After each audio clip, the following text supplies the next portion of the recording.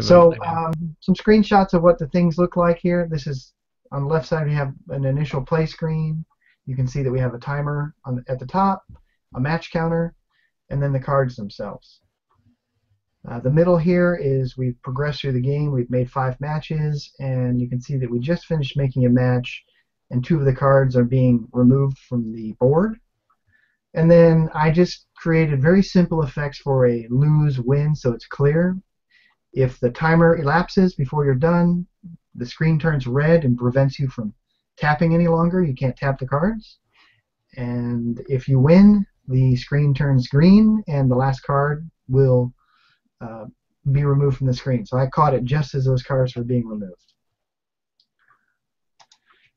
All right. So as I said, or as I implied just a moment ago, I reused. Oops, I'm going to the wrong folder. I reused the directory structure, and I reused some of the files from Zigzag Boom, the clone that we did last time. So this time there will be an app folder, which is the current code that I'm working on in the show today. And every time we talk about it, I will copy that into this folder and give it a dated name and a name that relates to the Hangout. What is this? Hangout 137? 136. Did I have that right? I always forget the number. 136. So after today, there will be a folder in here that ends in Hangout 136, so you can always get the exact code that I was talking about during the show. There's an assets folder, which will contain our sources for our music, sound effects, and images. I'll copy them in here. And a docs folder where you can find the document that I was just displaying, which is the game breakdown, and some various other documents. I provide a questionnaire, my generic questionnaire, for people who want to use that, although we haven't as yet used this on the show. And within, if I can click properly, within the app folder, there's a standalone version of the game, which is the one we're going to look at today. And currently there is an empty frame, which I have not modified yet. And that will be the frame that we will use to put this in, the composer frame, just like we did on the previous show with Zigzag Boom Clone. So within standalone, there is main.lua, config.lua, build settings, and then some folders. An images folder, a scripts folder, a sounds folder, and then a huge folder of the SSK libraries. Just for folks who want to expand this a bit, I decided to include a number of open source, or that's not the right word, Creative public Commons. domain. Yeah, many of these are either released under Creative Commons or some other public domain style license. I have included in the README a link to the sources for all of these images, but I included folders within the images folder for a variety of different images for the cards, so that people can experiment with different board sizes or different layouts. Let me just take a quick peek at the code here.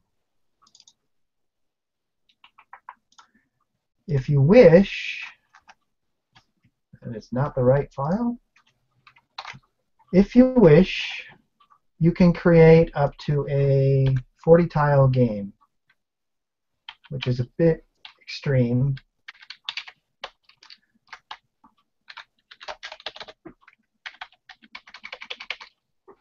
Extreme Tile Flipper. The Extreme Tile, that's right, you have to rename it the Extreme Tile Flipper. And so this uses the Niku artwork, which is basically the flowers, the monsters, and the fruit, all of them together. And if you were to run that now, if I did that correctly, this is what you would get. One massive tile flipper, which I dare you to complete within 60 seconds. Yeah, that's not going to happen. All right, so let's take a look.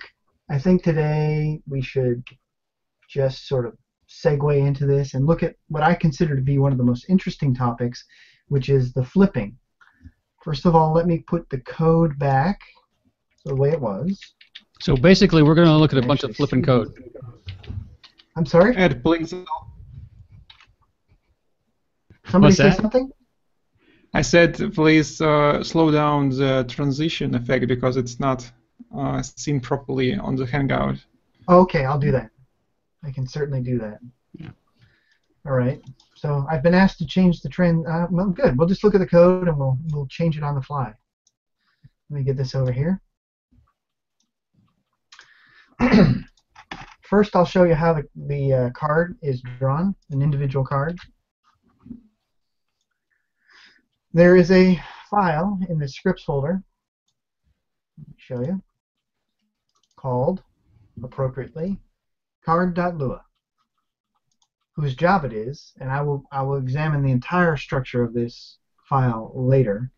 But within this file, there's a function on line 98 called public create. This is a module, so I've packaged it in a generic name, a table created at the top.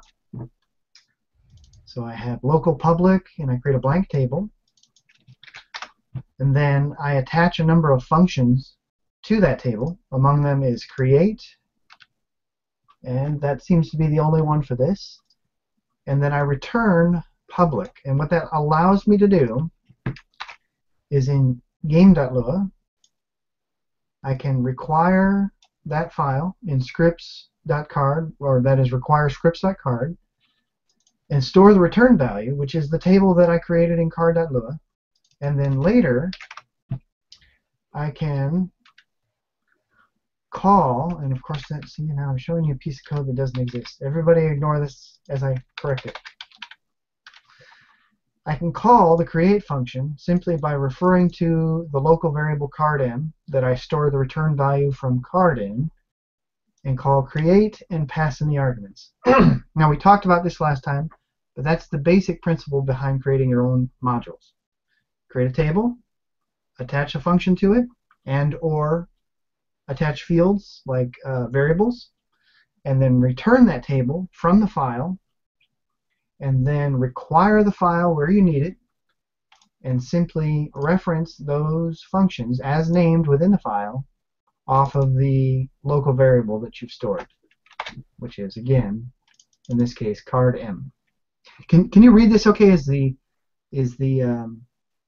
Yeah, the font's large enough. Font large enough? Mm-hmm. Okay, good.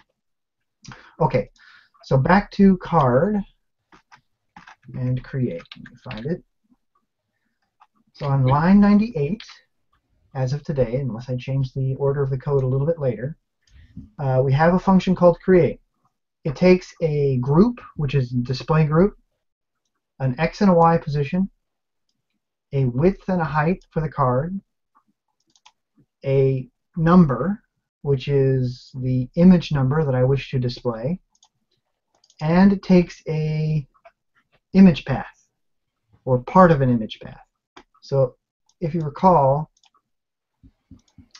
in the images folder, we have Corona Crush, Lost Garden, and a variety of Niku flowers, fruit, monsters, and then all of them together. And I can't say this, I think it's Dave Toulouse. It's French, I believe. Like Toulouse-Lautrec. So, if you say so. I don't speak French and I don't want to mangle this guy's name. So, the point is that by passing in one of those names, we can choose a different card set or a different folder from where we're going to get our images. But let's look at how an individual card is created, and then I'll show you how it's flipped.